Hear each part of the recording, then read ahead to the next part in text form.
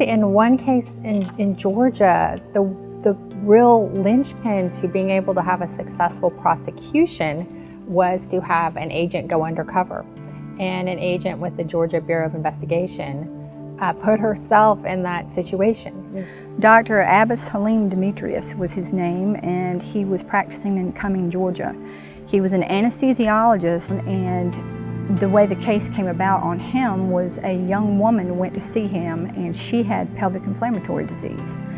And she had been to him many times before, and each time she would go, he would give her an IV to help with the inflammation. And so she went back to him, and he took her to the back. Her husband and the child waited in the waiting room, and she said that he gave her the IV and that she passed out, and that at one point she woke up, and when she woke up, that he was actually on top of her having sex with her.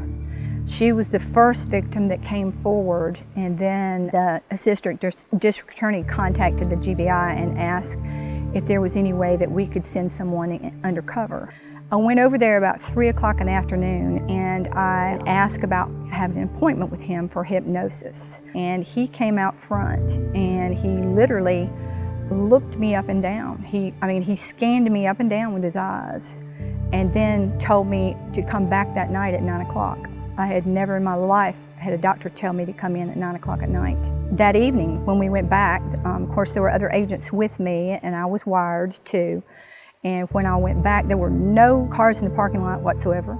There was only one light on in the building, and when I opened up the door and went in, he was waiting on me at the front desk. Took me back to the back room, where an examining room, and one of the first things that I had noticed was that there were locks on the doors of each of the examining rooms. Well, when I went into the exam room, he had one of those little roll-around trays, and there were 2 syringes on it. And we later found out, when that was sent to the lab, that one was a drug that would have knocked me out, another was a drug that would have brought me back, because he was an anesthesiologist. So I commented on the syringes to make them know that there were drugs there, and he said, well, we may not need those. He had me get up on the table, and he started with his hypnosis thing. And as soon as he thought I was hypnotized, the first words out of his mouth, he wanted to know how old was I the first time I had sex, and what was the person's name that I had sex with.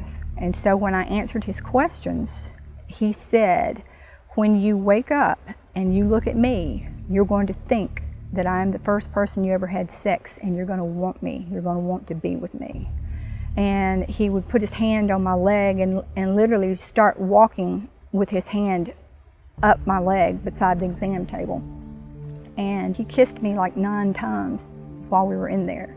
And each time he did this, I would say, you kissed me, because I wanted the guys outside to understand what was going on too. And I sat up, and I kept pretending that I was going in and out of hypnosis, and that he couldn't keep me hypnotized, and he was getting frustrated with that. He didn't like that. Then he put his hand on my leg, and he ran his hand all the way up under my skirt, and he ran it between my legs, and as soon as he did that, I had him for sexual battery, and I knew that. And so there was no doubt in my mind that he was doing the things that we had been told that he was doing. And when they brought him in, he did not realize, why he was being arrested at that point. He didn't realize it had to do with me. I was in the other room, and when I walked in, the look on his face, it was just, he had dark skin, and he literally turned white when he realized, what was going on. After he was arrested, there was a newspaper article as well as some things done on TV about it, and we just asked any woman who'd ever had a problem with him, if they had anything they wanted to tell us, to please come forward.